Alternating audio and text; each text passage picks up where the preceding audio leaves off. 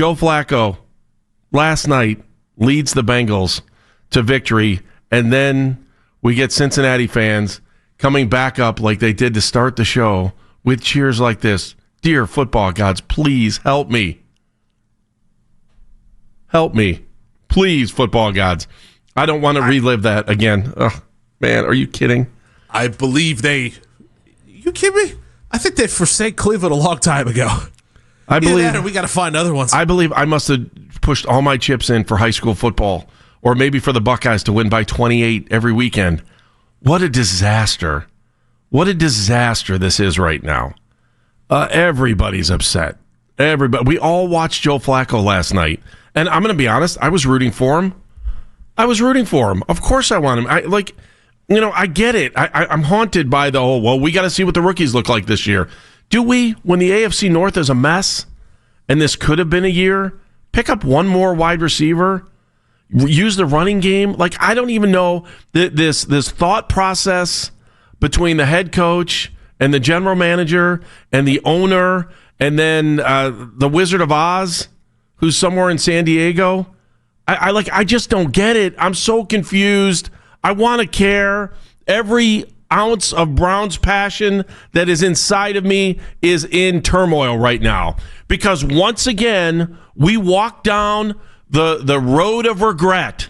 We watched the quarterback that started the season for us in the beginning of the year beat the team that we couldn't beat.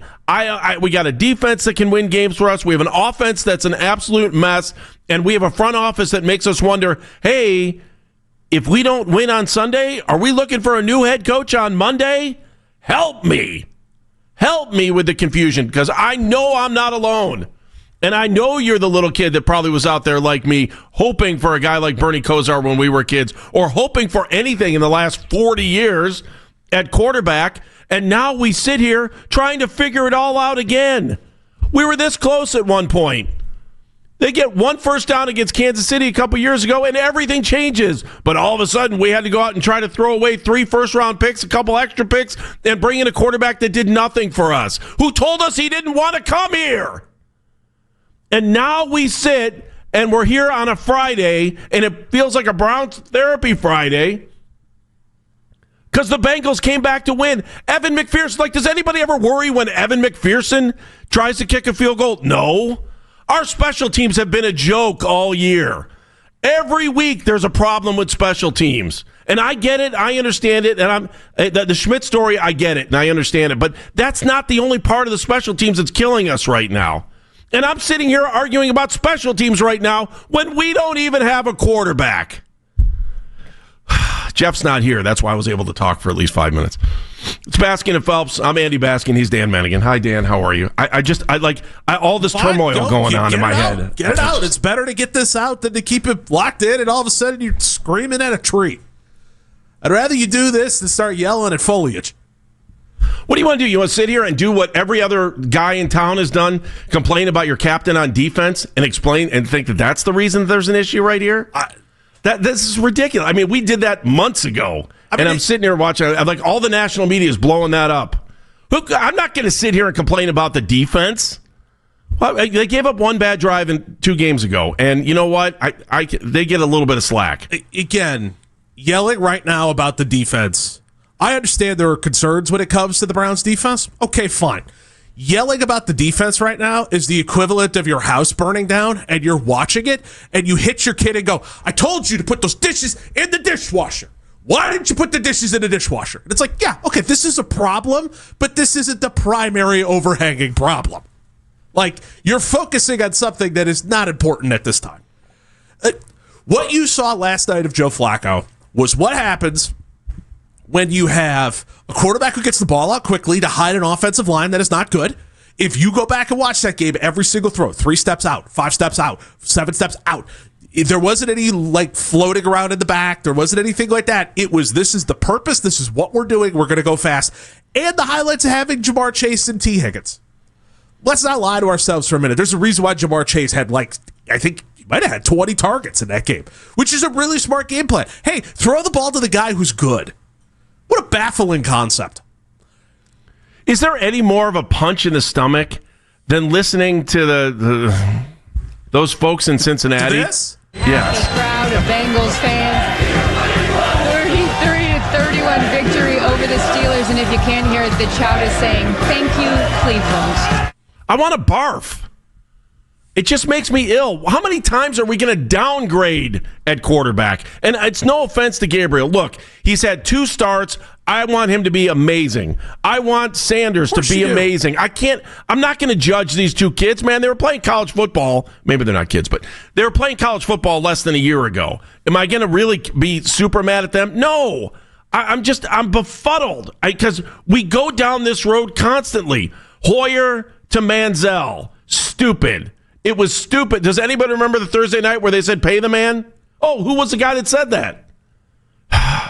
It's ridiculous. We went from, Baker Mayfield, who now all I do is turn on the TV all the time and hear him talk about being the MVP. Buckle in. You're going to see it again on Monday. The great ego problem between both sides. What was going on here and what was going on through Baker's mind. We did that for Deshaun Watson and got nothing. We got nothing but pain and heartache for that. Now, you start the season with Joe Flacco. You have no veteran quarterback here. You don't. You have no leader quarterback out here that can go out there and maybe give you a little confidence that you can even go down the field to kick a field goal. I mean, I don't even have that kind of confidence right now. And then what are we doing last week? We're throwing the ball 52 times. What's the point? 6 if you count the sacks. I don't get it. I don't understand it. They should just be called the Cleveland Dramas, and I'm good with it. I'm good with it. I love this team. I love this city. I love the passion of our fans, and we all deserve way better than this. It's just insane. And now we watch Flacco drive the Bengals down the field for a 36-yard field goal from Evan McPherson, and then all the river dwellers down there in Cincinnati are now thanking us. You're welcome. And this is a road we've driven down way too many times. Is there any sanity to this? None. None. It just continues to hammer home that the Cleveland Browns are a mess. And I don't want to hear about. I don't want to hear about how bad the Bengals' offensive line is. It is bad. How bad is it? He's only been sacked twice. Yeah, because he's been able to move his team and get them down the field. Yes. Is that offensive line that much worse than ours right now? He got sacked twice in the last 2 games. Oh no, the Browns' offensive line has been worse. But no, that's not a good offensive line. I mean, the difference is that, again, he played in rhythm. He took 3 steps and got the ball out. You can watch the highlights. They're showing him on a loop. He looked so good in the second quarter last night, 3 steps, too. Ball out. 5 steps, ball out. It's amazing how good a quarterback can look when you're on time. It's amazing what this can all look like when everything is clicking in the same exact direction. It's amazing what this looks like when you have wide receivers who can get open. It's amazing how all of this can come together when you have a quarterback that plays in time with wide receivers who are talented. And you know what you don't have in Cleveland? Wide receivers who are talented. And a quarterback who can play on time and block well enough.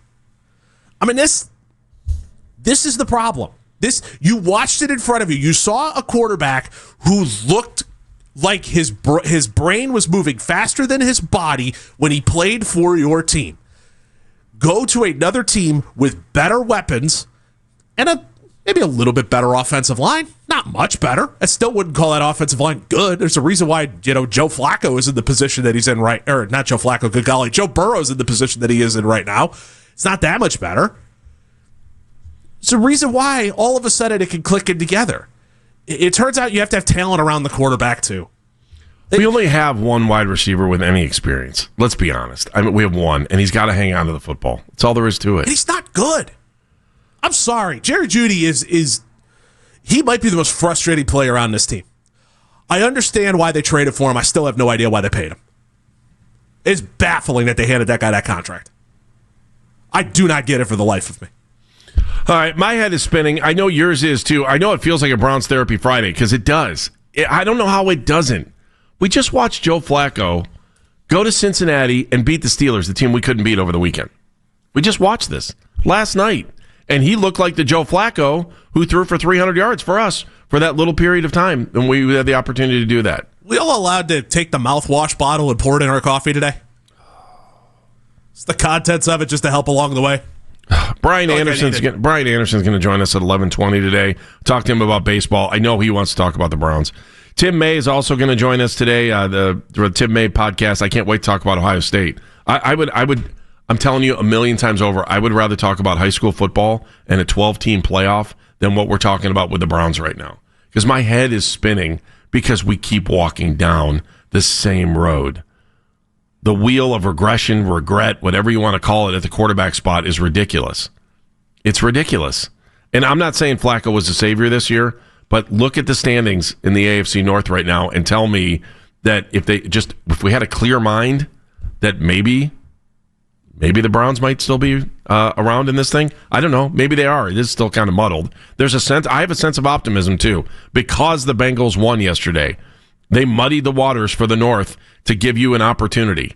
Now, can you please go out and beat Miami so I don't have to sit here and talk about whether we're changing coaches or front office on Monday? Please go win on Sunday so we can rewrite the story for the rest of the season.